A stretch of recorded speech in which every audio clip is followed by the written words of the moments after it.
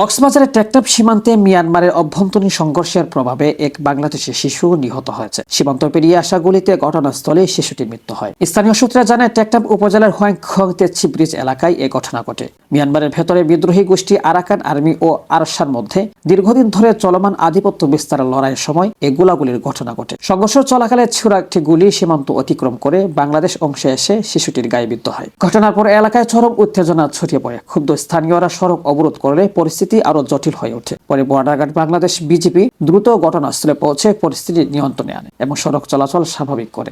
যখন এখানে ফায়ার হয়েছে, আমার মেয়ে গুলি খাইছে, তখন সিউ স্যার বেরিবাঁধের উপরে নিচে নামে গেছে। সিউ স্যার নিচে নামে গেছে।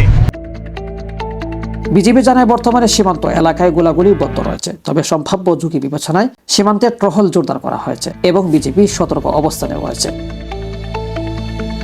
এ ঘটনায় আবারও স্পষ্ট হলো, মিয়ানমারের অভ্যন্তরীণ অস্থিরতা সরাসরি বাংলাদেশের সীমান্তবর্তী এলাকার সাধারণ মানুষের জীবন ও নিরাপত্তার জন্য গুরুতর হুমকি হয়ে উঠেছে।